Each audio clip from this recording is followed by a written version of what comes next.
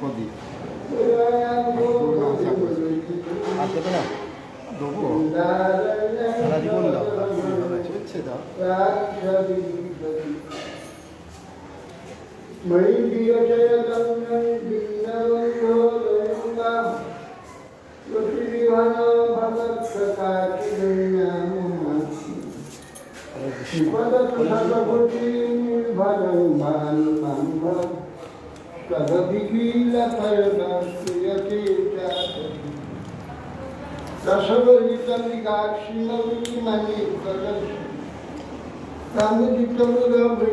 प्रेम बापी मराई गजपति सभान निर्माण मंदिर सबर दास्यदाधिकान प्रदान समाज देवं कुरुनंदान कमलबलनं श्रीरावतार अपार संसार समुद्र सेतु भजमहे भागवतस्य चन्द्रवजन्तमपेतमपेतविच्चं दैवायनविरहकातलयादिभाव पुत्रेति तन्मयतया सर्वोऽभिनेदुष्टं सर्वं विषयं विमानं वृन्दाय तुलसीदेवै प्रिया वै केशवस्य विष्णुभक्ति प्रदेवी विशुद्धि मूकं करोति वचालं पुंगुरं वयति जत्किपास्तमहं दन्तिष्ठुरुनिमसारं श्री कृष्ण चैतन्य प्रभु नित्यानंद श्री अद्वैत श्रीगदाधर श्री गौर भक्तवृंद हरे कृष्णा कृष्णा कृष्णा हरे राम राम राम नमस्ते नरसिंहाय प्रह्लाद वल्लभे हिरण्यकशिपुर्वक्षशिलाकङ्कणधार नारायणं नमस्कृत्य नरं चैव देवीं सरस्वतीं व्यासं ततो जयमुदीरये।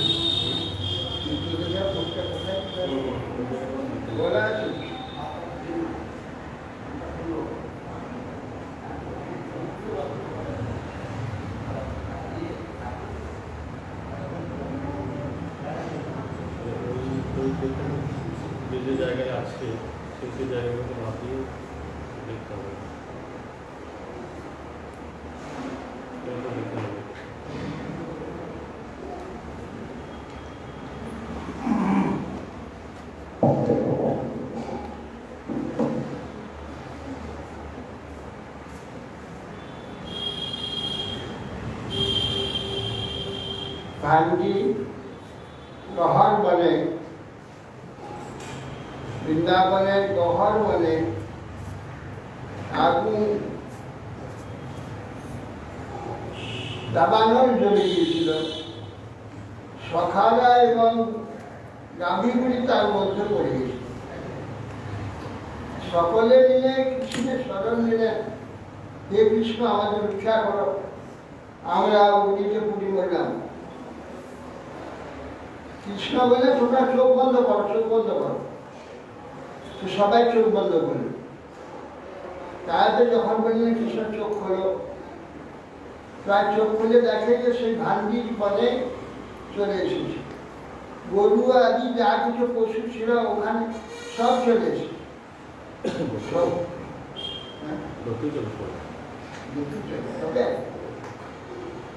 তখন দাদা সকল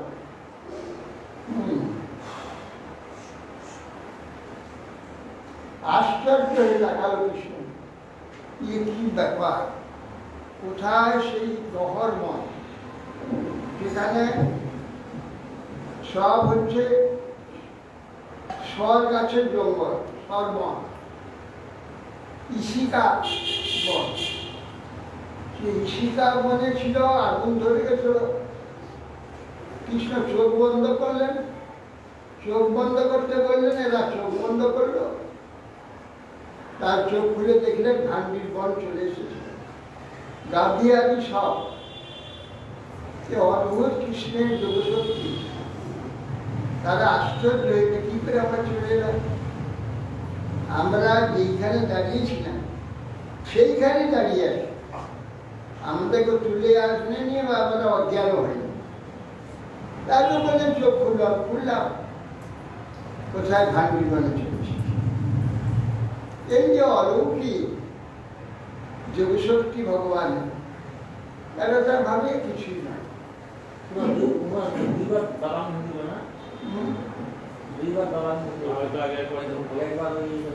এখানে কালিয়ে দেওয়া হয়েছিল, আবার ওখানে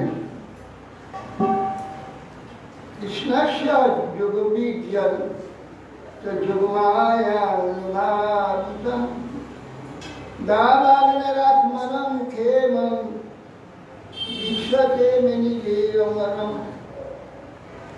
কৃষ্ণস্য যোগবীর্যং, কৃষ্ণের যে অলৌকিক যোগ ক্ষমতা এবং যোগমায়ার অনুভব। যোগমায়া ইচ্ছাপূর্বক এক দৃশ্য সৃষ্টি করে। যে দৃশ্য আছে সম্পূর্ণ সে দৃশ্যটাকে পাল্টে, এর নাম যোগবীর্য, যোগশক্তি। একই স্থান, তারা সেইখানে দাঁড়িয়ে আছে, কোথাও যায়, পথ পরিবর্তন ছিল। গহরবন ইশিকা বন হয়ে গেল ভান্ডির বন। কি করে হলো? এই তো যোগের অচিন্ত শক্তি, এসব মায়া। মায়াতে পথ পরিবর্তন হয় ইচ্ছা, মায়া। ম্যাজিশিয়ানরা যেমন মাথায় টুপিটা খুলে দেখে দিল, দেখুন ভিতর কিছু নেই, তাতে হাতটা কাপড় রুমাল ঢাকি দেব, এই দেখুন রুমালটা খুলে দিল, তা পায়রা বসে আছে, পায়রা হড়হড় করেছে। এইগুলো মায়া। হাত সাফাই বলেন, হাত সাফাই, হাত সাফাই মানে মায়া, ইন্দ্রজাল, ইন্দ্রজাল মায়া, এর নাম মায়া। তো ভগবানের এই যে অচিন্ত মায়া জ্বলছে, দাবানল চতুর্দিকে ঘিরে নিয়েছে।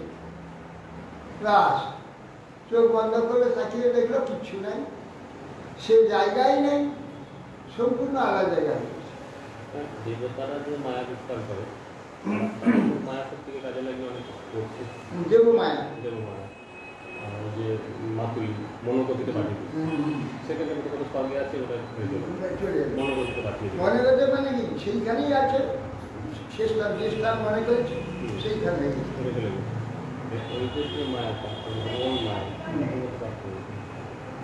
এটা হচ্ছে দেবতাদের যে মায়া, এ হচ্ছে জড় মায়া। আর ভগবানের যে মায়া যোগ মায়া। আর জড় মায়া আর যোগমায়াতে তফাৎ কি? জড়মায়া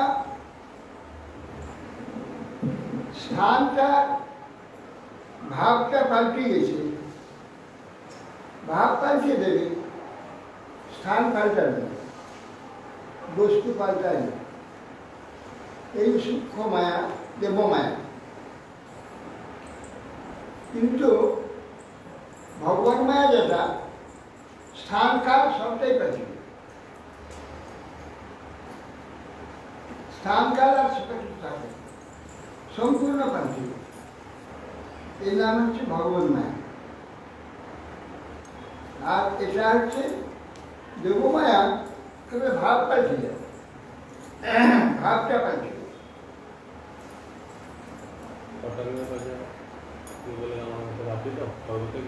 হ্যাঁ, ভাব পাল্টে যাবে। বললো যে আমার এক মুহূর্ত আর জীবন আছে, আমাকে এই মুহূর্তে পাঠিয়ে দিতে হবে আমার রাজ্য অযোধ্যা। তার সঙ্গে সঙ্গে রথে চাপলো আর সংসারে নাম দেখলে অযোধ্যা আছে, চাপলো, রথটা উঠলো আর সঙ্গে সঙ্গে নাম নেমে গেল অযোধ্যা। ভাব পাল্টে গেল, ভাবতে করে পাল্টে গেল। আর ভগবানের সেই স্থানটা পাল্টে যাবে, তার সঙ্গে ভাব আপনি পাল্টে, ভাব পাল্টাতে হয় না, স্থান পাল্টে সেই ভাবই রইল, স্থান পাল্টে। তখন উনি সেখানে স্নান করে ভগবান মন্দিরে প্রবেশ করে ভগবান ধারে আপনি হয়ে গেল বৈকুণ্ঠ। এই জন্যে ভগবান তার অচিন্ত যোগ বীর্য যোগমায়া অনুভাবিতম যাবাইনের আপনার ক্ষেমং বিশ্বতে মেনে যাও। এখন এখানে যে ভগবত মায়া আর দেবমায়া প্রায় কাছাকাছি। দেবতারা যে মায়া বিস্তার করতে পারে ভগবান অবশ্যই পারে। হ্যাঁ, ভগবান যেটা পারেন সেটা দেবতা পারেন না। ভগবান দেবতাগণ যেমন নাগ গোস্বামী এক ঘরে দেখে এলেন কৃষ্ণ সেখানে সন্তানদের নিয়ে খেলা করছে, আর এক ঘরে দেখলেন কন্যাকে বিবাহের ব্যবস্থা করছে। যুগপৎ বিপরীত। ওইটা দেবমায়া হলে কি হতো না, ওই ঘর থেকে আরেক ঘরে যাওয়া পর্যন্ত দেবতাগণের মায়াতে ওখানে অন্যরকম করতে পারত। ওটা নাগ গোস্বামী চেষ্টা করলে ওটা দুটো দেখতে পারত।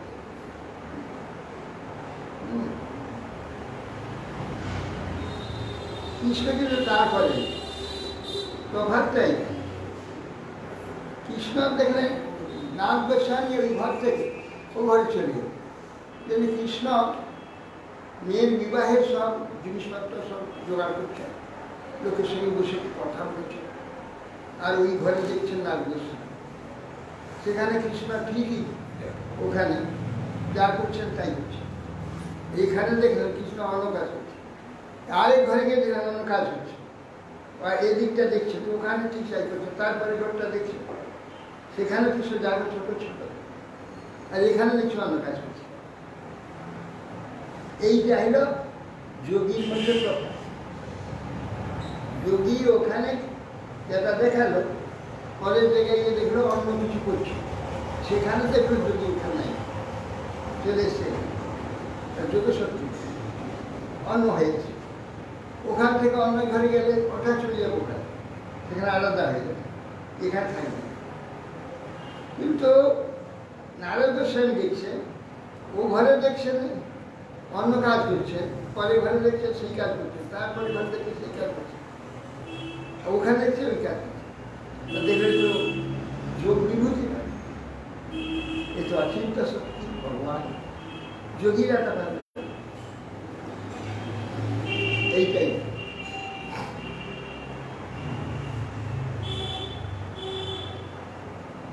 কৃষ্ণাস্য যোগমায়া, যোগমায়া বৈভব বলে বিজ্ঞানীটা যে যোগশক্তি দাবানল মোক্ষণ থেকে নিজেদের পরিত্রাণ দেখে ভাবলেন যে এরা কখনো আমাদের মতো মানুষ না।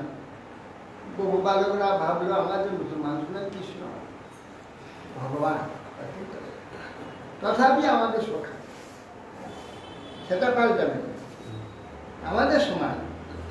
কিন্তু কৃষ্ণ অনেক শক্তি আছে, অনেক ক্ষমতা।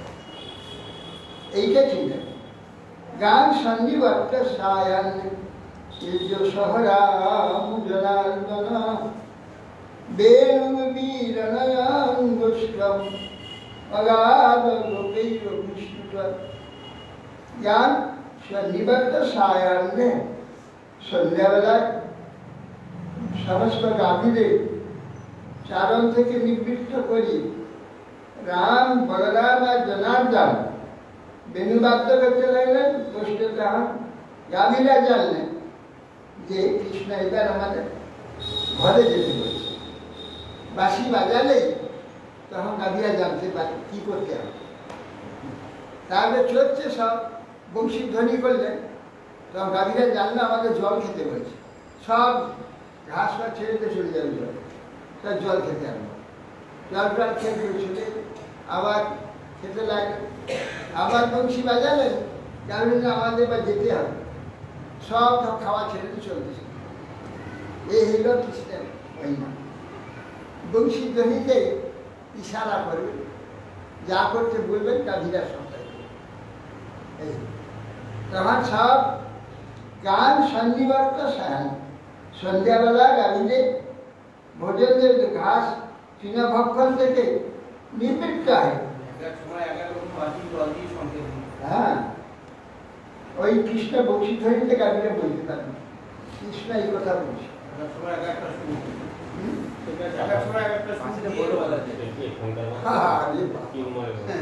সে বংশী কি এই বংশী?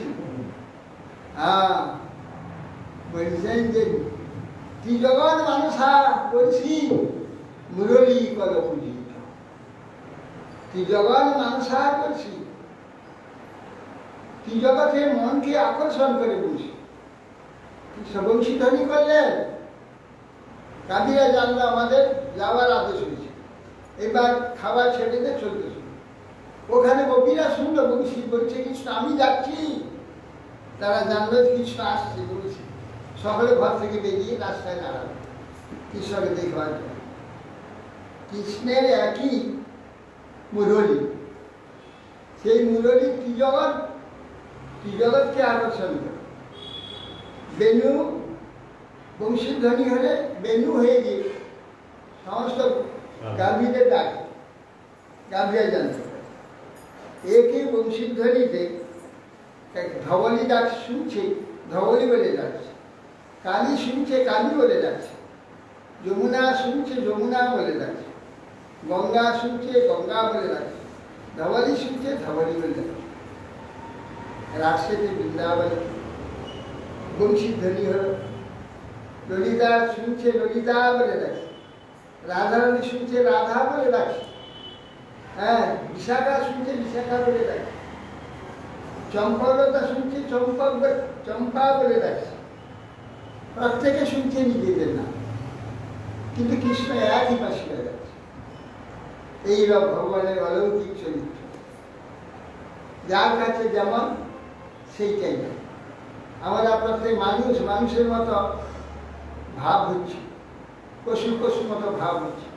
যে যেমন তার ভাব হচ্ছে, সেই ভাবটাই ভগবান নিজেই যত ভাবে আমার মধ্যে ভাবিত হচ্ছে। প্রত্যেকে আলাদা, একসঙ্গে যুগপৎ। এটা ভগবানের যে অলৌকিক, ভগবানটা ধাম, অলৌকিক ধাম। সে ধাম যে কি অলৌকিক, তার ভাষা দিয়ে কিছু এখানে ভাষা বোঝানো যাবে, বুঝতে পারবে। সেজন্য সহরাম জনার্দন, জনার্দন এবং বলরাম বেণু বীরণয়ং গোষ্ঠম, বেণুনাদের দ্বারা গোষ্ঠের সকলকে নিয়ে যেতে আরম্ভ করলেন। সমস্ত সখাগণ কিভাবে কৃষ্ণের মহিমা গান করতে হবে। ওই অঘাসুরবধ, বকাসুরবধ, এই কি বলে প্রলম্ববধ, এইসব গান, বৎসাসুরবধ, এইসব গান করে।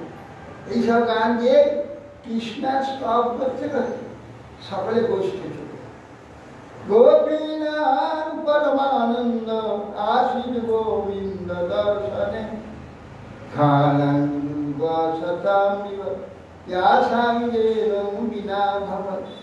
সমস্ত গোপীগণ পরমানন্দ আশীর গোবিন্দ দর্শনে, গোবিন্দ বংশী ধ্বনি করে যখন আসছে, সব গোপীরা শুনতে পেয়ে সব ঘর থেকে বেরিয়েছে, রাস্তা দাঁড়িয়েছে, কৃষ্ণ মাকে ঘাম একটু বেরিয়েছে, তাতে ধুলি পড়েছে, বংশীধ্বনি করছে, মাথায় ময়ূর গুচ্ছ, গৌরী ধাতু গাই, অপূর্ব দৃশ্য।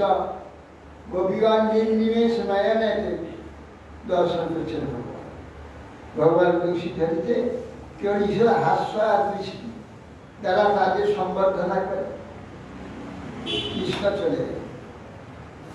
কিন্তু গোপীগণের যেইটুকু সময় কৃষ্ণকে দেখতে পায়নি, তখন তাদের মনে হয়েছে যেন এক যুগ বেরিয়ে গেল কৃষ্ণকে।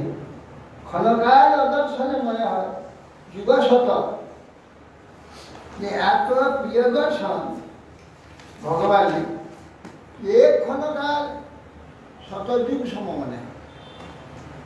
প্রিয় দর্শনই প্রিয় দর্শন, আর ভগবত দর্শনের এই আনন্দ।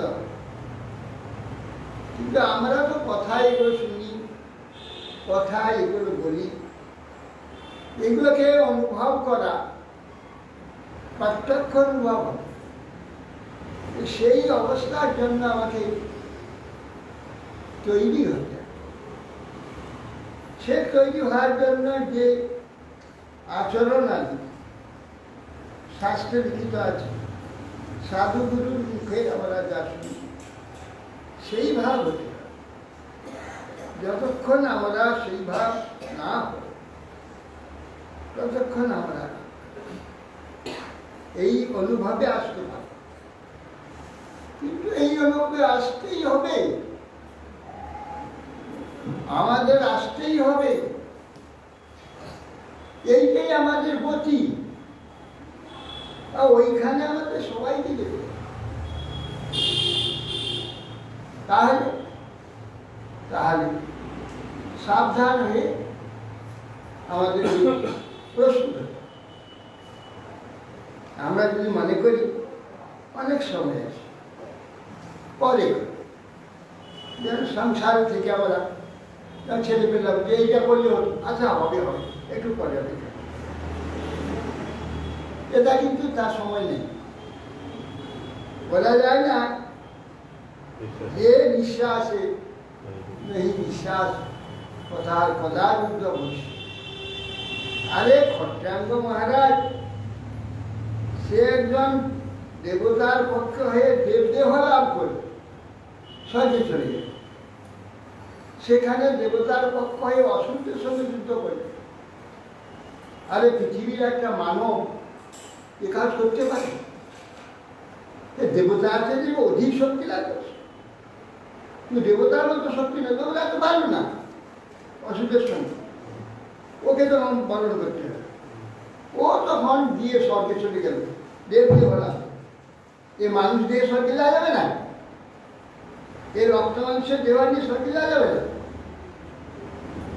স্বর্গে যেতে হলে দেব দিয়ে দিতে, তপস্যার দ্বারা দেব দেহ প্রাপ্ত, যে দেবতার চেয়ে অধিক কার্য করেছে, করে সে পুনরায় আবার মর্তে এসে এই মানব দেহ ত্যাগ করে ওই ভগবান তার বৈকুণ্ঠ ধাম, বৈকুণ্ঠ ধাম ছিল। স্বর্গবাসী তো এক মুহূর্ত সময় যখন পেয়েছিল, স্বর্গবাসী তো ওই স্বর্গেতেই ধ্যান করে চলে যেতে পারে। দেখো দেখো কর্মক্ষেত্র নয়, ওই কথা শুনে পাইলে কর্মক্ষেত্র নয়, কর্মক্ষেত্রে এই তো বুঝতে পারছি।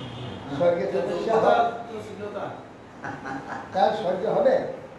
ইন্দ্ররা পারবে না, স্বর্গে তো দেবতা আছে, তুমি দেব যেভাবে পারবে? এই তো সব জায়গায় আছে যে জ্ঞান আছে। স্বর্গেতে যে প্রকার সেখানে পরিবেশ, 1 সেকেন্ড চিত্তকে সেই পরিবেশ থেকে দেখতে পারবে। ইন্দ্রের কম জ্ঞান আছে না? ইন্দ্র দ্বিতীয় ভগবান, তাকে ভগবানের ন্যায় তাকে সম্মান দেওয়া হয়। ঋষিরা সপ্তর্ষি কাঁধে করে পালকিতে করে তাকে নিয়ে যায়।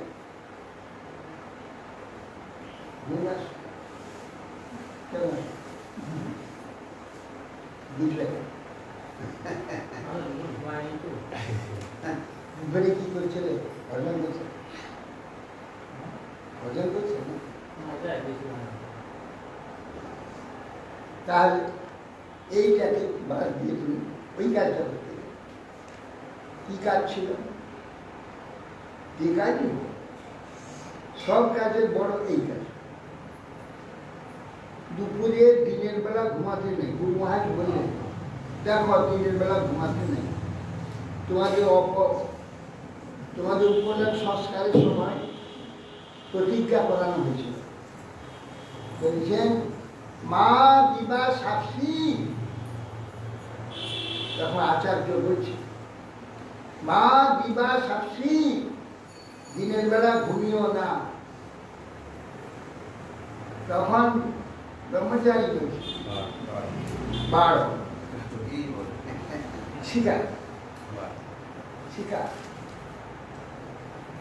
গুরু মহারাজ বলছেন দিবসে ঘুমাবে না, একটা নিষেধ আছে, কিন্তু দিনের বেলা একবার ঘুমাবে। কেন না ও প্রতিজ্ঞা যে করা হয়েছিল উপনয়ন সংস্কার, সেটা মানা হবে না। এটা মানা না হলে বেদ বাক্য, মানা না হলে অপরাধ হবে। হ্যাঁ, এই অপরাধটা মেনে না। কেন? হরি কথা শুনবার, ভাগবত শুনবার। ভাগবত শুনলে যে লাভ, আর বেদবাক্য অগ্রাহ্য করলে যে ক্ষতি, ও লাভটা এ ক্ষতিচ্ছে শতগুণ বেশি। তাহলে আমি শতগুণ লাভ করতে গিয়ে 1 গুণ যদি আমার ক্ষতি হয়, লাভ ক্ষতি যা ক্ষতি হোক, লাভ তো শতগুণ। সেই জন্য দিনের বেলা একটু ঘুমাবে, দিনের বেলা ঘুমাবে। তাহলে পাঠ শুনবার, পাঠের সময় ঘুম না চলে আসে। পাঠের সময় অন্য করে চিন্তা হয় না, মনের আর খোরাক পায় না। আর প্রবল যদি পাঠে যে আমার আগ্রহ থাকে, তা মানে খবর এসে মনে খোরাক তো পাচ্ছি, ঘুমাবে। এদের তো সে এখনই যায়, আকর্ষণ নাই। এ তো ডিউটি, শুনতে হয়, তাকে শুনতে বসে। তুই ঘুমিস, তা মন কাজ পাচ্ছে। সারাদিন মনকে তো কাজ দিয়ে রাখছে, কি বিষয় কি, কার কাছে যাবো, ওর কাছে যাবো, ওর কাছে ওটা পাবো, ওটা পাবো, ওটা পাবো, সারাদিন তো বিষয় চিন্তা। এখন তো বিষয় চিন্তা নেই। এখন ভাগবত দিকে, ভাগবতে তো সেই শুনবার আগ্রহী নেই, আগ্রহ নেই, সব জেনে ফেলেছি তারা। আমি সব করে দিয়েছি, আদায় হয়ে গেছে, শোনা হয়তো অনেকবার শুনেছিল। ভাগবত তাকে শুনতে দেবে, ঘুম নেই, ঘুমিয়ে দেবে। ভাগবত বলছে আমাকে যে শুনিয়ে নিয়েছে, তার আর শোনার দরকার, সেই জন্য তার ঘুম পাড়িয়ে দেবে।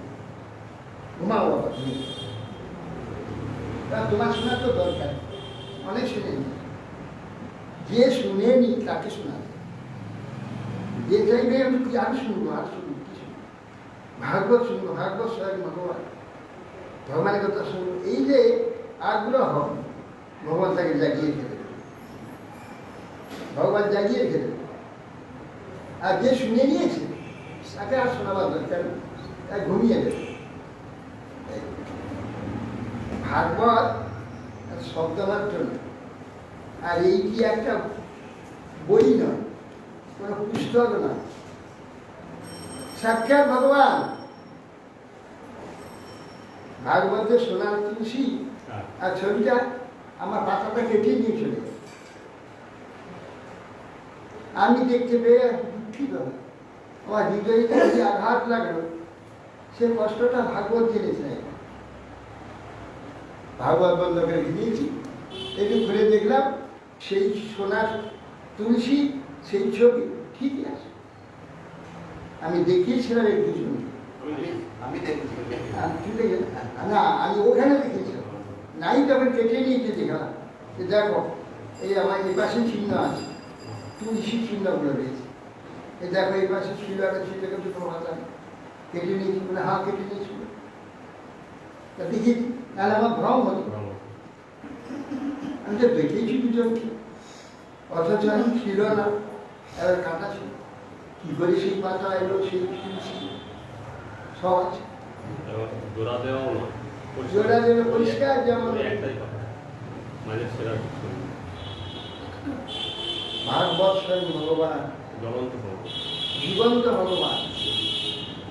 এই জন্যে এত বড় প্রমাণ সচরাচর পাওয়া যায় না। অন্য প্রমাণ পাবে না। আমি তো প্রত্যক্ষ করেছিলাম ভাগবত, আমি দেখলাম প্রত্যক্ষ নাই। কোথায় এলো এই যে আমার কষ্ট হয়েছে, সেইটা সহ্য করতে পারি। ভাগবত পুনরায় যেমনকে তেমন করে হারিয়ে গিয়ে চুরি করে নিয়ে পালালো, ছিঁড়ে নিল না। কেটে নিয়েছিল, আর যেমনকে তেমন।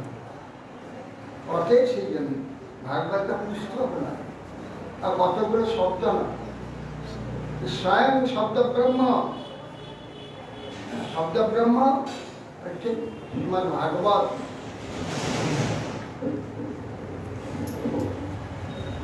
শুষ্কবাদ তয়স্তু তদ্ভূতং কর্ম দানান্নে মুখমাত্মনঃ গোপাস্ত্রিভ্য সমাসস্য প্রলম্ব পদমেব চ। সুখদেব গোস্বামী বলছেন, তয়োর অদ্ভুতং কর্ম দাবাগ্নের মুখমাত্মনঃ। সমস্ত সখাগণ ঘরে গিয়ে মাকে বলছে যে মা, আজকে কানা কি অদ্ভুত কার্য করেছে। সে বলদাও কি করছে, একটা দানবকে তার মাথায় মুষ্টাঘাত করে, তার মাথা চুনচুন করে দিয়ে বিশাল একটা। সকলে নিজে নিজে মাকে গিয়ে বললেন, দাবার তার দাবার চতুর্দিক আমাদের দিয়ে ফেলেছ আগুন। কান্না বললো আমাদের চোখ বন্ধ কর। আমার চোখ বন্ধ করলাম, দেখি সেই আগুনও নাই, সেখানে আমরা নাই। এবার ভান্ডির বলে চলে এসে গোপিয়া স্ত্রী ভব সমাজ প্রলম্ব প্রথমে দাবান্নি অক্ষর, সে অদ্ভুত কর্ম, প্রলম্ব বধ আদি সব কথা ব্রজিয়ে গিয়ে সমস্ত গোপবালকগণ সব তাদের জননী এবং গোপীগণকে সব কথা বলে। গোপ বৃদ্ধাশ্চ গোপ্যাশ্চ তদুপাকর্ণবী স্মিতাঃ নিজে দেব প্রবর কৃষ্ণ রাম জগৎ। বৃদ্ধ গোপ ও গোপীগণ শ্রবণ করলেন, তখন অতি বিস্ময়ে তারা ব্রজে অবতীর্ণ কৃষ্ণরাম নিশ্চয় আমাদের মতো মানুষ নয়। তারা এটা মনে করলেন কৃষ্ণরা মানুষ নয়, এরা দেবরা, দেবতা। হ্যাঁ, সাক্ষাৎ দেবতা। এখানে দুজন দেবপ্রভর এখানে আমাদের দিয়েছে হীন ওয়ালা ঘরে, এরা আবির্ভূত হয়েছে। তত প্রাবিদ সর্বসত্য সমুদ্রভবা বিদ্যে সমান পরিধি নিষ্পৃতি তনভস্থলা। তত প্রাবিদ বক্ততা অতঃপর সর্বসত্য সমুদ্রভবা। যত রকমের সত্য মানে শরীর, তার উদ্ভবের সময় কোনটা না বর্ষা। প্রাবিদ প্রাবিদ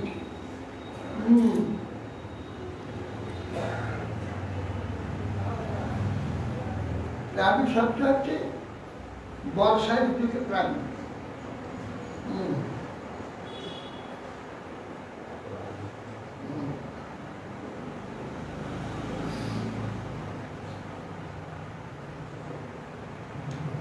বৃদ্ধ শব্দের অর্থ হচ্ছে চতুর্দিক ঘিরে নেওয়া।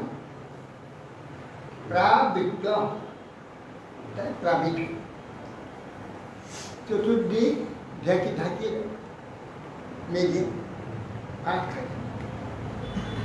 মেঘাচ্ছন্ন সময় একে বলা হয় প্রাবৃত্ত।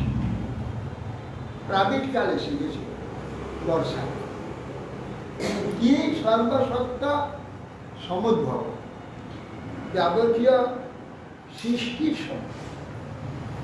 সারা বছর সব চতুর্দিকে বীজ বলছে, এই এখন থেকে মানে বসন্ত থেকে শুরু হয়ে গেল বীজ বীজ পড়া, সব পড়ে থাকবে, ঠিক বর্ষায় আষাঢ়ে সব বীজ গাছ উঠে। এই জন্য সর্বসত্তা সমুদ্ভবা বিদ্যমান পরিধি বলছেন, সমস্ত পরিধি মানে আকাশ, আকাশ কি হয়ে গেছে বিদ্যমান পরিধি, পরিধি ঝকঝক বিদ্যুৎ, যেখানে যেখানে মেঘ থাকে সেইখানে বিদ্যুৎ হয়, যেখানে মেঘ নাই বিদ্যুৎ হয়, যেখানে মেঘ বিদ্যুৎ ঢেকে আছে বিদ্যুৎ হচ্ছে। বিস্ফোরিতান অবস্থা, সংক্ষোভিতান অবস্থা, মেঘ হচ্ছে, বিদ্যুৎ হচ্ছে, আর শব্দ হচ্ছে। বিদ্যুৎ হলে আসতে হোক বেশি একটু শব্দ, যেখানে কম বহু দূরে শব্দটা কম হয়েছে আমাদের কানে পৌঁছায়, আর বেশি শব্দ হলে আমাদের কানে পৌঁছে যায়। বিস্ফোরিত অবস্থা। সান্দ্র নীলাম বুধের বউ সবিভূত স্তনয়তনুভি অস্পষ্ট জ্যোতিরাচ্ছন্ন ব্রহ্মে বসগুণং বহু। সান্দ্রা নীলাম বুধের বোম, বোম মানে আকাশ, সবিদ্যুৎ স্তনায়তনুভি, স্তনায়তন হচ্ছেন বিদ্যুৎকে বলে, স্তনায়তন, স্তনায়তন হচ্ছে সবিদ্যুৎ স্তনায়তনুভি, স্তনায়তন বিদ্যুৎ সহ গর্জন, তাকে বলছে সবিদ্যুৎ স্তনায়তন। স্তনায়তন হচ্ছে গর্জন, সবিদ্যুৎ স্তনায়তনুভি, বিদ্যুৎ গর্জিত সহিতে, গর্জন সহিত যে বিদ্যুৎ স্তনায়তন। স্তনায়তন বিদ্যুৎ মানে বজ্রপাত, স্তনায়তন বজ্রপাত। স্তনায়তনুভি অস্পষ্ট জটিলার্থ। এখন অস্পষ্ট জটিলার্থ, সগুণ সত্য রজ তম বিগুণই আচ্ছন্ন। সত্য রজ তম এই তিনটার দ্বারা আচ্ছন্ন আকাশ। সত্য হচ্ছে আলো, গর্জন হচ্ছে রজ, আলো অন্ধকার হচ্ছে তম। সত্য রজ তিনটা গুণ দিয়ে আকাশ আছে। কিরকম? সগুণাং ব্রহ্মবাবু, দেখিলেন গাঢ় নীল মেঘে আচ্ছন্ন অস্পষ্ট সগুণ, সত্তম গুণে আচ্ছন্ন ব্রহ্ম সমষ্টি নিবার আত্মা বিভৌ ভাতিমা তত্ত্ব বিদ্যুৎ প্রকাশন করে। সগুণ আচ্ছন্ন ব্রহ্ম, ব্রহ্ম সগুণ দ্বারা আচ্ছন্ন। কিভাবে সগুণ দ্বারা ব্রহ্ম আচ্ছন্ন হয়েছে? কিভাবে? ব্রহ্ম ওই যে চেতন, সারা বিশ্বে যত চেতন সব ব্রহ্ম। চেতন মানে তো ব্রহ্ম, চেতন সব আচ্ছন্ন, সব মানুষ পশু পক্ষী কীট পতঙ্গ বৃক্ষলতা আচ্ছন্ন।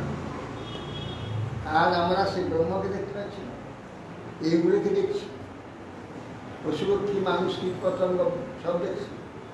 আমরা কি ব্রহ্মকে দেখতে পাচ্ছি? ব্রহ্ম এইটা।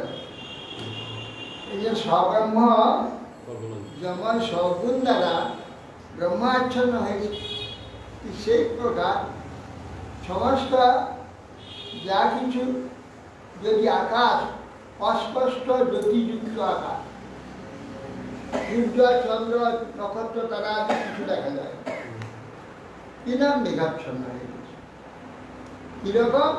এখানে যেমন ব্রহ্মর সব কার্য দেখা যাচ্ছে প্রত্যক্ষ, কিন্তু ব্রহ্মকে দেখা যাচ্ছে, ব্রহ্ম সগুণ দ্বারা আছে। আপনার কারো দেখা, আপনাদের দেখা যাচ্ছে না, আপনার কারো দেখা যাচ্ছে। আর সকল ব্রহ্ম সকল যারা আছেন কি বললাম শুনতে পারি, বললাম তো আমি খুলেই তো বলি। পশু পক্ষী কি আপনাদের দেখা যাচ্ছে না, আপনার কারো দেখা যাচ্ছে না। আরে ব্রহ্মই তো বললাম, ব্রহ্মরা আপনাদের সময় বললেন আত্মা ব্রহ্ম কাকে বলছে? চেতন। আমি তো বললাম, এই জন্য বলছি তো শোনা যাবে না, বুঝতে পারবে না, গোলমাল করে ধরেছে।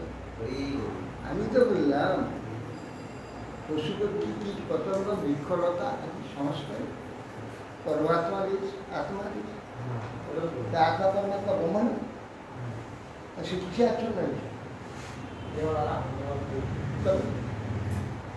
সমস্ত এই দেহর দ্বারা যেমন ব্রহ্ম আচ্ছন্ন হয়েছে, এরকম সেটা এক্সাম্পল দিল। যেমন চন্দ্র সূর্য গ্রহ নক্ষত্র এই সমস্ত বর্ষাকালে মেঘ দ্বারা আচ্ছন্ন, তাদের দেখা যাচ্ছে না, মেঘ দেখা যাচ্ছে। যেমন সগুণ ব্রহ্ম আচ্ছন্ন, যেমন ব্রহ্ম আর চেতন, চেতনটাই হচ্ছে ব্রহ্ম, সে যেমন জৈব শরীর দ্বারা চেতনটা থাকে, চেতন যে আছে তার কাজে তার বুঝে যাচ্ছে, মানুষ মানুষের কাজ দেখা যাচ্ছে, পশু পশুর কাজ দেখা যাচ্ছে, পশু পক্ষীর কাজ, বৃক্ষলতা আদি সব কিছু কাজ দেখা যাচ্ছে, কিন্তু আত্মা ব্রহ্মকে দেখা যাচ্ছে।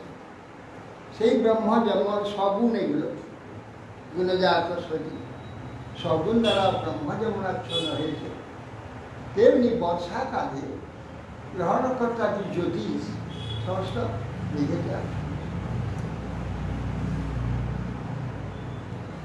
নিশা তপ কৃষা দেবীরা তোরি তন্ত্র মহামেঘা চন্দ্র স্বনবে পিতা প্রেরণাও জীবন হি অসমুচু করুণায় তোরির তন্ত্র মহামেঘা, আকাশে তখন খুব মেঘ, বারবার ঝাক ঝাক ঝাক ঝাক বিদ্যুৎ মহামেঘ, চন্দ্র স্বনবে পিতা, চতুর্দিক কম্পমান করে দিচ্ছে চন্দ্র শব্দ, ভয়ঙ্কর গ্রাম গ্রাম গ্রাম কটকট কটকট গ্রাম শব্দ, চন্দ্র শব্দ বেপিতা চতুর্দিক কম্পিত করে মহামেঘ, প্রেরণাম জীবনম হি আস্ত, কিন্তু সেই সব শব্দাদি গর্জনের দ্বারা আচ্ছন্ন অন্ধকারের দ্বারা কি করছে না সমস্ত জীবে জীবনম প্রেরণম প্রাণ, সমস্ত প্রাণী জীবন ঢেলে দিচ্ছে। ওই আকাশ কালো কালো ঘোর ভয়ঙ্কর কালো হয়ে গিয়ে ভয়ানক শব্দ হচ্ছে, কিন্তু প্রিয়নম জীবনম পয়, পয় যে জল আমাদের জীবন এবং পালন, এর দ্বারা তিনি সমস্ত প্রাণীকে জীবন দিচ্ছে, পালন করছে।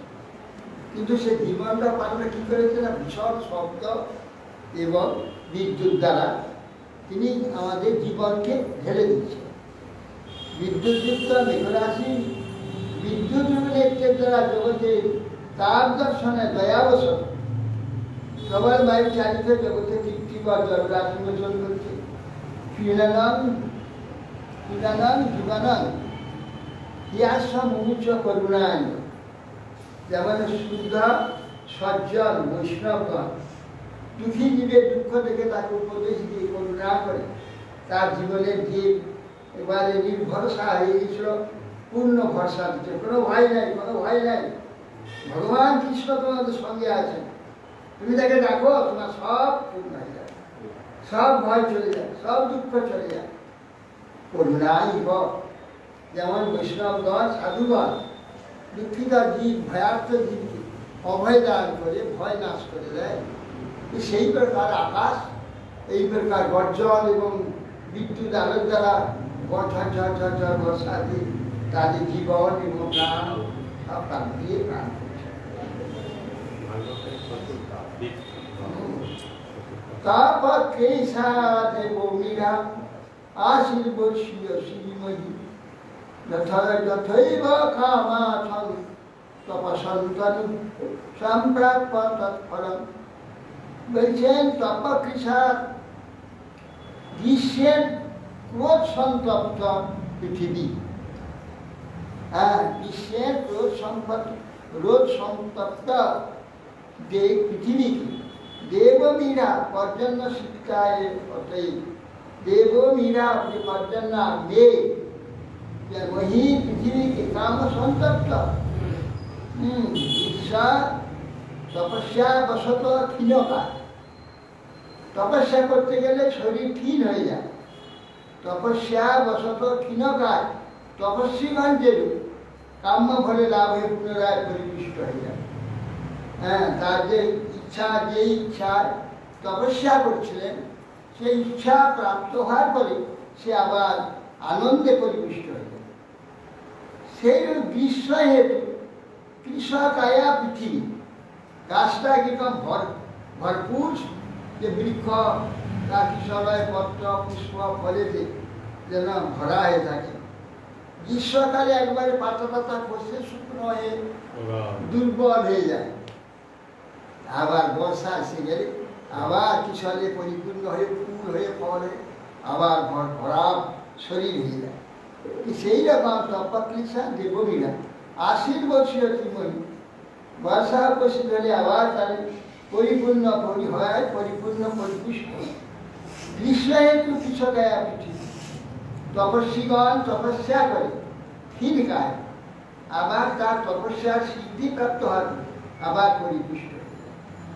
সেই প্রকার গ্রীষ্মরূপ তপস্যা এই পৃথিবী তখন শুষ্ক শীর্ণকায় হয়ে যায়, সব বৃক্ষ তৃণ আদি সব শুষ্ক হয়ে যায়। আর নদীগুলো শুকিয়ে একদম ছোট্ট সরু একটু সুতোর মতো জল আছে। বর্ষা এলে ভরখর পরিপূর্ণ হয়, একবার উচ্ছ্বাস হয়ে ছুটতে থাকে, পরিপূর্ণ হয়, জল ছুটতে থাকে, বৃক্ষ সব পরিপুষ্ট হয়ে যায়, তৃণ আদি সমৃদ্ধ হয়ে যায়। ঠিক সেই প্রকার বনভূমি বৃন্দাবনে এইরকম হয়ে যায়। সিদ্ধ হলে তারা স্বাভাবিক অবস্থায় ফিরে আসে। সিদ্ধ বলতে এখানে তপস্যা, এই তপস্যা করে অনিমা মহিমা রুহিমা প্রাপ্তি গ্রামে প্রাপ্ত হইলে আবার প্রস্তুত সুন্দর যদি শরীর না তপস্যা করে অভ্যস্ত হয়ে গেছে, স্বাভাবিক সিদ্ধি হওয়া মানে সহজ হয়ে যায়। এখন আমাদের যেমন আমরা এখন রাত 3টা 2:30টার সময় ঘুম থেকে উঠি, জগৎ উঠে নেই, আমরা ঠিক 3টার আগে 3টা ঘুমে স্বাভাবিক হয়ে ঠিক সেই উঠবো, উঠে আমাদের কাজ আজ করতে লাগবে। জাগতিক লোক কেউ উঠে না, 6টা 5টার পরে উঠবে, 5টা 5:30 তখন 8টা 9টা ছেড়ে দেয়। আমরা 3টার সময় উঠবই, আমরা মঠে সবই সকালই 3টা উঠে পড়ি, 3টার আগে উঠে। কেন? এটা স্বাভাবিক সিদ্ধি হয়ে গেছে। অনেক দিন যারা আচরণ করলে তার সিদ্ধিতে করে যাবে, কারণ সব সহজ, সিদ্ধি না সহজ। এমনি বলছে যা যোগী ঋষি মানে তপস্যা, তখন কষ্ট, প্রথম যখন তপস্যা করে তখন কষ্ট হচ্ছে, কিছু কাল করার পর যখন তারা সহজ হয়ে গেল তা সিদ্ধ হয়ে গেল, তখন আর কিছু করতে হবে না, নির্দার হয়ে বা তার যে জায়গায় সহজ তখন শীর্ণকায় থাকবে, তখন আনন্দ হয়ে যাবে, তার সহজ হয়ে গেছে, তখন আর কষ্ট হয়ে যাবে। যখন শীর্ণকায় কষ্ট হচ্ছে তখন বলপূর্বক এটা জোর করে করতে হচ্ছে, স্বভাবে নেই, তখন কষ্ট হবে শীর্ণকায়। শুদ্ধা পর্যন্ত গঙ্গন্ডুকা সুসংবিরা কৃষ্ণেন শয়ানাং প্রাগ তারপর ব্রাহ্মণ অনুমাত্রায় নিত্যকর্ম অবসান হয়ে গেল। মৌনভাবে ব্রাহ্মণগণ শয়ন, ব্রহ্মচারীরা শয়ন করে। তারপর নিদ্রা ভঙ্গ হলে গুরু আহ্বান করলে, উত্তিষ্ঠ উত্তিষ্ঠ বলছেন যে ব্রহ্মচারীদের গুরুদেব উত্থান হলে তা সকলকে ডাকে, উত্তিষ্ঠ উত্তিষ্ঠ বললেই সব উঠে সব ব্রহ্মচারীকে যে যা চলে গেল, স্নান সঞ্চাচার করে চলে আসে। তেমনি ঠিক সেই প্রকার যখন আষাঢ় মাসে মেঘ গর্জন করে, মুন্ডুগা সশযুর্গির তুষ্ণিং শয়ান প্রাগবত ব্রহ্মণা নিয়মা। এখন গুরুদেব যখন আহ্বান করে উত্তিষ্ঠ উত্তিষ্ঠ ব্রহ্মচারী, তখন তারা উঠে স্নান করে সঙ্গে সঙ্গে বস্ত্র আদি পরিত্যাগ করে তিলক আদি ধারণ করে বসে বেদ পড়া শুরু করে দেয়। তখন বেদ অধ্যয়ন শুরু করে দেয়। কিরকম? বর্ষা আইলে মেঘ যখন গর্জন করে তখন মুন্ডুকা ব্যাং করে তখন কা কা কা কা কিরকম? ঠিক সেই রকম বৃন্দাবনে যখন বর্ষা আরম্ভ হয়ে গেল, তখন দেখালো যখন বিদ্যুৎ চমকাচ্ছে আর মেঘ ডাকছে, তখন ব্যাং করে তখন মুন্ডুকা তখন শব্দ করতে হবে, বেদ পাঠ করতে হবে। এই অদ্ভুত কাব্যের বিবরণ আছে, কাব্যের বিবরণ আছে। বলে যেমন মেঘ ডাকলে আষাঢ় মাসে ব্যাং করে তখন কা করতে হবে। কিন্তু গুরুদেব যেমন প্রভাতে উঠে যখন ব্রহ্মচারী আহ্বান করে উৎকৃষ্ট ব্রহ্মচারী, এই বলছে তখন তারা উঠে সঙ্গে সঙ্গে জলেতে স্নান করে সঞ্চাচার করে স্নান করে উঠে এসে সবাই বস্ত্র এক করে তিলকাদি ধারণ করে তখন বেদকে আনা তখন তারা ব্রহ্ম। ঠিক সেই প্রকার বর্ষাকাল এলে এই প্রকার বৃন্দাবনে প্রত্যেক ঋতুতে কিরকম হয় সেই যা সুখদেব গোস্বামী বর্ণনা করেছে। আসন উৎপথগামিন্য ক্ষুদ্রন ক্ষুদ্রন নদ্যো অনুশুষ্যতি পুরুষা যথা স্বতন্ত্র দেবদ্রবীণ সম্পদ। এখানে পরীক্ষিত মারতে বলি।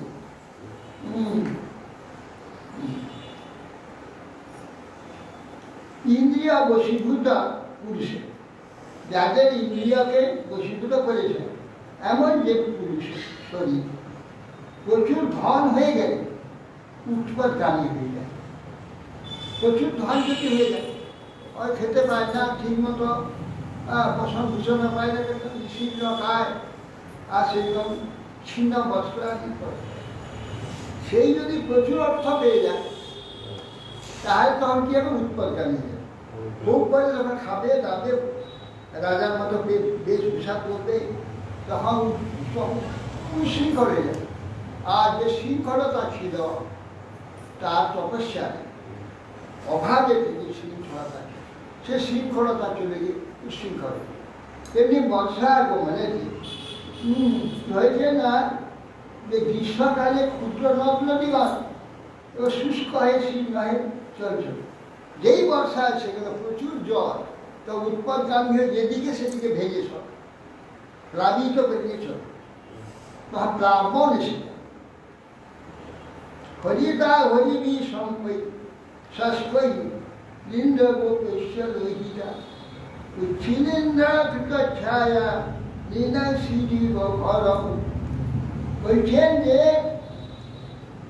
পৃথিবীর নীলকমল ফিরের দ্বারা নীলবর্ণায় ইন্দ্রগোপ কীট, ইন্দ্রগোপ কীট দ্বারা লোহিত বর্ণা ছত্রাকার উদ্ভিদ সকল দ্বারা ছায়াযুক্ত বিপদীগণের সেনা সম্পদের বিদ্যমান। পৃথিবী যখন নীল কোমল টিনের দ্বারা আচ্ছন্ন হয়ে যায়, তার নিচেতে এক প্রকার ইন্দ্রকীট ইন্দ্রগোপ কীট লাল একটা ছত্রাক এনে দেখা যায়। এত ক্ষুদ্র তাদের পৃথকত্ব দেখা যায় না, একটা রক্ত যেন পড়ে গেছে, এক ফোঁটা রক্ত ওইগুলো দেখা যায়।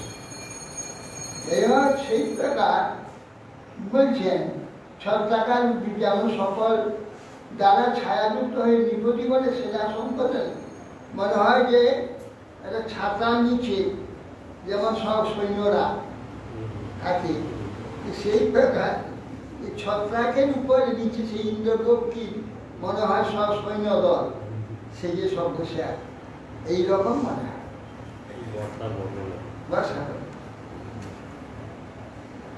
ক্ষেত্রানি শস্য সম্পত্তি কর্ষা কানাং উদন্মতু মানিনা মনুতাপনং বৈ দৈবাধীনম জানতাম। ক্ষেত্রানি সেই কালে বলছেন শস্য সম্পত্তি সাথে ক্ষেত্র সম্পত্তি কৃষকগণকে অতিশয় আনন্দ প্রদান করছে। বলছেন ক্ষেত্রানি শস্য সম্পত্তি শস্য সম্ভারি কর্ষানাং কৃষি বা নানা মুদং হর্ষং দদু। ক্ষেত্রানি শস্য সম্পত্তি যারা ক্ষেত্র কর্ষণ করেছে, শস্য বুনেছে যারা, তাদের যেমন হরিত বর্ণযুক্ত পট গৃহান্বিত স্বভাবে তাদের গৃহেতে হচ্ছে নীল কোমল টিনের দ্বারা না ক্ষেত্রানি তৎকালে ক্ষেত্রানি শস্য সম্পদ সম্মানই করছে না। যারা কৃষকগণ ক্ষেত্র কর্ষণ করে সম্পদ শস্য সম্পত্তি তারা বুনেছিল, তাদের রোপণ করেছিল, যখন সেই গাছ হয়ে যখন শস্য ধরেছে সুন্দর হরিত বর্ণ সে শীষ ধান কিংবা গমের শীষ যেমন নিচের দিকে ঝুলে পড়ে দেখে যেমন চাষি বলেন ভয়ানক আনন্দ হয়, সেই শস্য সম্পত্তি দেখে চাষিগণ খুব সুখ লাভ করে। ক্ষেত্রানি শস্য সম্পত্তি কর্ষকানাং উদর কর্ষকানাং চাষি তাদের যেমন আনন্দ দান। মানি নাম অনুতাপনং বৈ দৈবাধীন মজা। কিন্তু যারা মনে করে এই সকালে উঠে লাঙল নিয়ে খেতে কোদাল নিয়ে শস্য এই মাঠের দিকে কাজ করা লজ্জাজনক। যারা ধনবান সম্পদবান জ্ঞানবান এইসব ব্যক্তিরা শিক্ষিত মনে করে তার লজ্জাস্কর কাজ।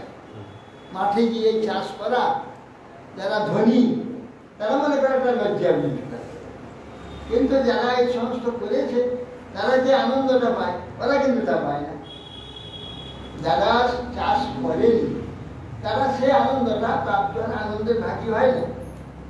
কিন্তু কৃষিতে নিচকর্ম মনে করে যারা এই কাজে বিরত থাকে মানিগণের অনুতাপ করতে লাগবে, কিন্তু তারা জানে না আনন্দ অনুতাপ প্রভৃতি সমস্তই দৈবাধীন। এই সমস্ত কর্মের অধীন, কেন যে কর্ম না করলে কেউ সেই আনন্দ প্রাপ্তির যোগ্য হয়।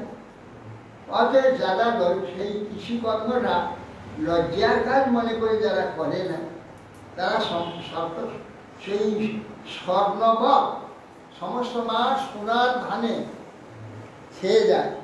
তখন যারা চাষ করছে তাদের কি আনন্দ, যারা চাষ করেনি নিন্দিত কার্য মনে করেছে তাদের কিন্তু সে আনন্দটা হয়। যে আনন্দ যারা চাষ করছে তারা কিন্তু সে আনন্দ পাচ্ছে। জল স্থলৌ কশস্বরে নববাজি নিষেবয়া অবিভ্রান্তিরং রূপং তথা হরি নিষেবয়া।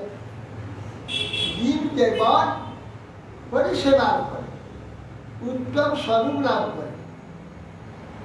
পরিষেবার ফলে মৃত্যুর পরে দেহবাদ হয়ে যাবে নিত্য শরীর চিন্ময় শরীর ভগবত সেবা অনুকূল যে শরীর তার সব শরীর ভগবান সেবকের শরীর প্রাপ্ত হয়ে যাবে। আবার এই দেহ থাকাকালীনও সে সেই প্রকার যে প্রকার তার আনন্দ বা সুখ বা নিশ্চিততা এবং তার যে প্রকার অবস্থা প্রাপ্ত হয় হরিসেবা করে উত্তম স্বরূপ লাভ করে। কিভাবে না সেই বৈষ্ণব এবং সাধককে দেখে সাধারণ লোক অত্যন্ত শ্রদ্ধা, জাগতিক লোককে দেখে তো সে শ্রদ্ধাটা হয় না। যে শ্রদ্ধাটা সাধক বৈষ্ণব দেখে যে শ্রদ্ধার উদ্রেক হয়, জাগতিক লোককে দেখে সেটা হয় না। সেটা কি করে প্রাপ্ত হয়? যে যারা জলস্থলম কোষা সর্বে নববাহিনী ছিল অবিভব ছিল বৃষ্টি আকাশে হলে জলস্থল জীব সকল হরিসেবা হলে উত্তম স্বরূপ লাভ, যাকে দর্শন করলে সকলে শ্রদ্ধালু হয়। জলস্থলবাসী প্রাণী মাত্রই নূতন জল উপভোগ করে সকলেই অপরূপ রূপ লাভ, সকলে রূপবান হয়ে যায়।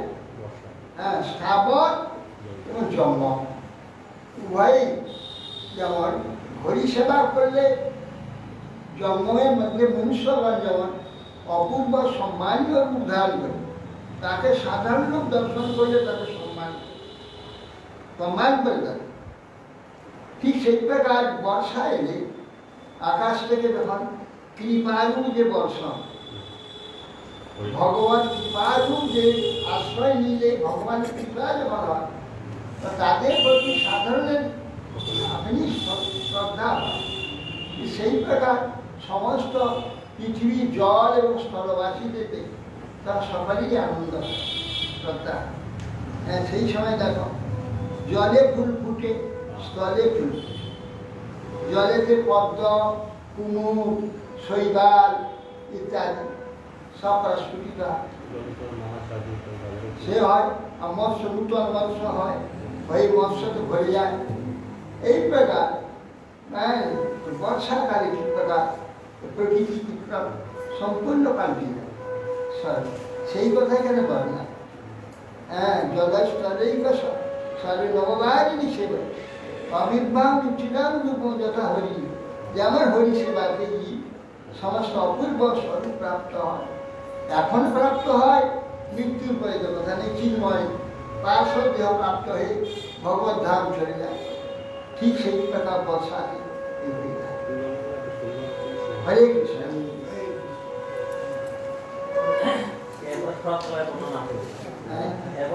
এরপর শরৎ মানে এখন চলছে বর্ষা, শরৎ হবে মন্দির বন্যা।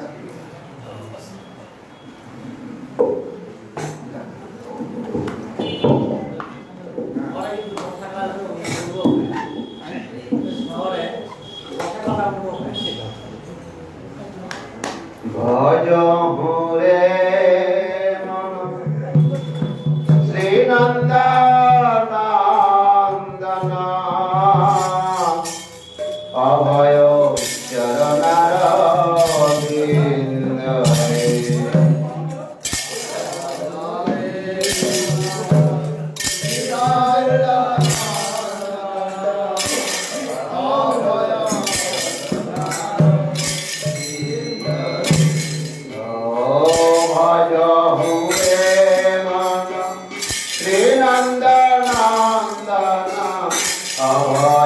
চরণার বিন্দরে।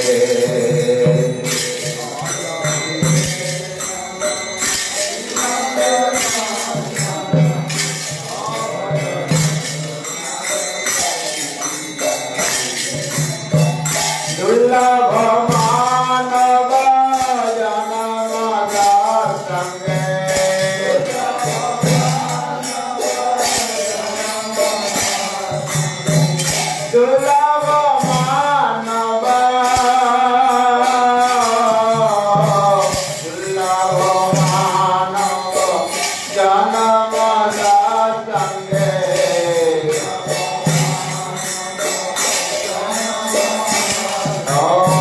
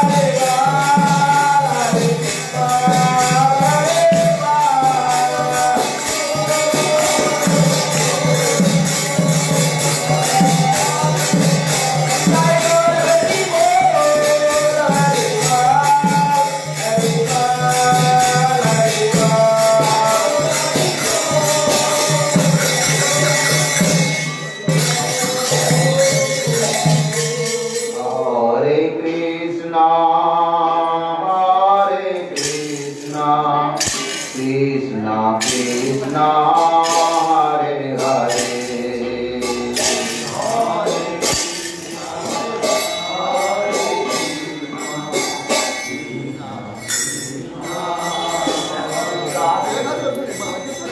হরে রাম হরে রাম রাম রাম হরে হরে হরে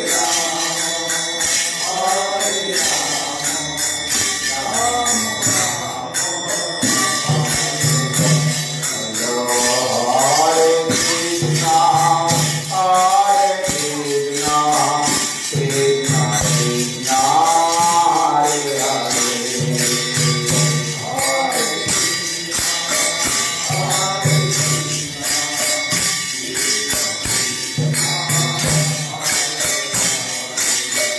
হরে রাম রাম রাম হরে হরে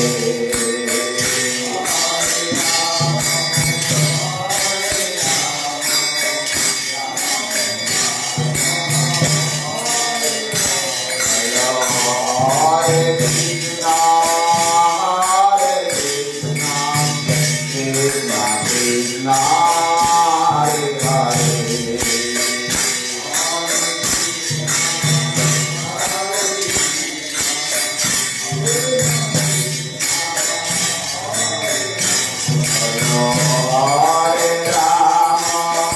হরে রাম রাম রাম হরে হরে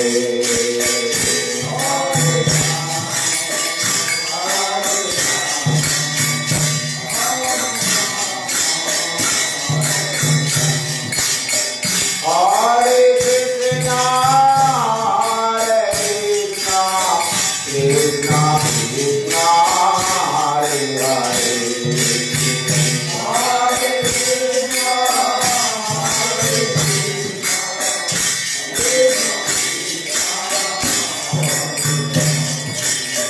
হরে রাম রাম রাম হরে হরে হরে কৃষ্ণ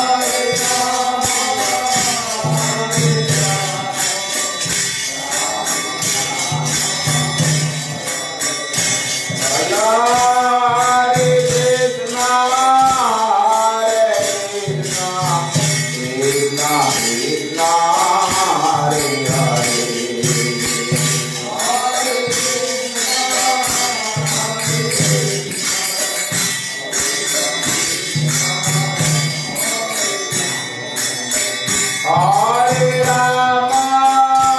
হরে রাম রাম রাম হরে হরে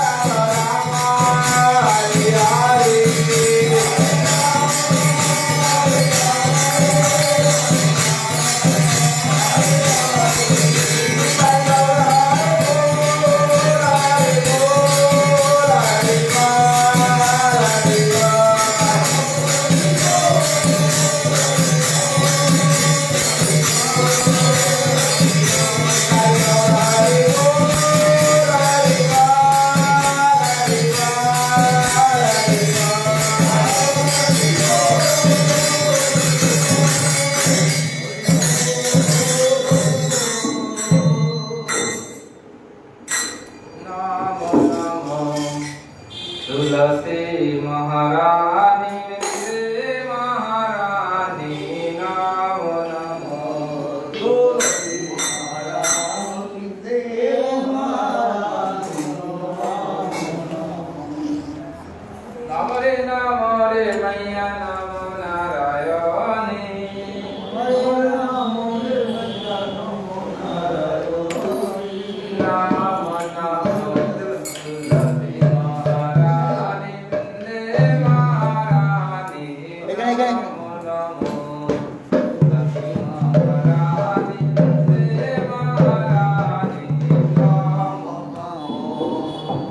जाको दरसे परसे अबुना सो जाको दरसे परसे अबुना सो महिमा वेद पुराणे बखानी महिमा वेद